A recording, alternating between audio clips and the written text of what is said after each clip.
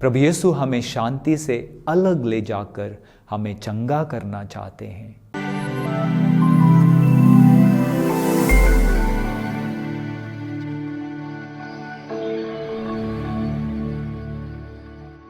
सबों को जय यीशु।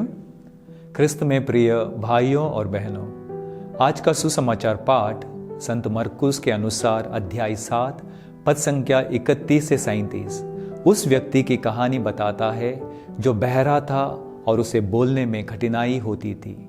प्रभु यीशु ने उसे चंगा किया। अपनी बहुत सी चमत्कारी घटनाओं की तरह यह भी हमें प्रभु यीशु की करुणा और विश्वास की परिवर्तनकारी शक्ति को दिखाता है। इस घटना में प्रभु यीशु उस व्यक्ति को भीड़ से अलग ले जाते हैं और व्यक्तिगत रूप से उसे चंगा करते हैं। व्यक्तिगत रूप से वह उसके कान और जीभ को छूते हैं और आकाश की ओर देखकर कहते हैं एफ्फाता, जिसका अर्थ है खुल जा। तुरंत उस व्यक्ति के कान खुल जाते हैं और उसकी बोली स्पष्ट हो जाती है। हम 3 मुख्य विषयों पर मनन चिंतन करें। सबसे पहला, मसीह के साथ व्यक्तिगत मुलाकात।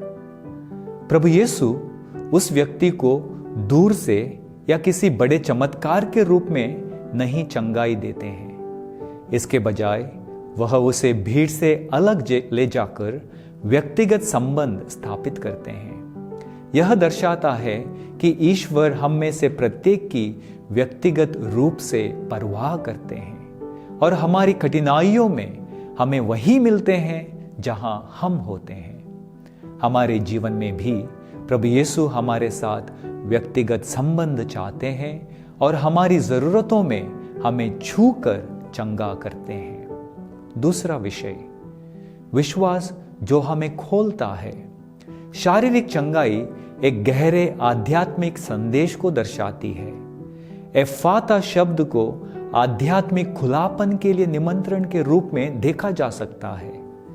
उस व्यक्ति की बहरापन हमारे जीवन में ईश्वर के वचन और उसकी इच्छा के प्रति बहरेपन का प्रतीक है और उसकी बोलने की कठिनाई हमारे विश्वास को व्यक्त करने में संघर्ष को दर्शाती है।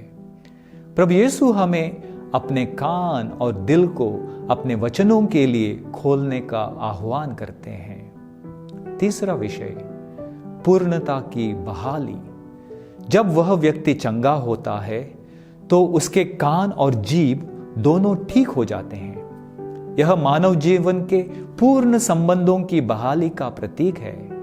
प्रभु यीशु उसी प्रकार हमें भी हमारे टूटे हुए हिस्सों में छुटकारा दिलाना चाहते हैं, चाहे वे शारीरिक, मानसिक या आध्यात्मिक हों। उसके अनुग्रह से हम पूरे हो जाते हैं। शायद एक चौथा विषय भी बोल सकते हैं, मौन और उद्घोषणा। हालांकि प्रभु यीशु लोगों से इस चमत्कार के बारे में ना बताने को कहते हैं, फिर भी वे चुप नहीं रह पाते। यह दिखाता है कि जब हम ईश्वर के कार्यों का अनुभव करते हैं तो हम इसे दूसरों के साथ साझा किए बिना नहीं रह सकते।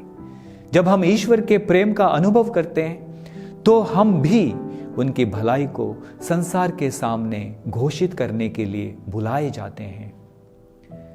इसका हमारे जीवन में क्या उपयोग कर सकते हैं? आज भले ही हम शारीरिक रूप से बहरे ना हों, फिर भी हम अक्सर आध्यात्मिक रूप से बहरे होते हैं। दूसरों की जरूरतों, ईश्वर की मार्गदर्शना या अधिक विश्वासपूर्ण जीवन जीने की पुकार को अनसुना कर देते हैं। यह पाठ हमें प्रोत्साहित करता है कि हम प्रभु यीशु को अपने हृदय और जीवन में आने दें, उनके वचनों को सुनने और अपने विश्वास को स्पष्ट रूप से व्यक्त करने के लिए तैयार हों। जीवन की व्यस्तता में हम आसानी से बंद, विचलित और अलग थलग हो सकते हैं, फिर भी प्रभु यीशु हमें शांति से अलग ले जाकर हमें चंगा करना चाहते हैं।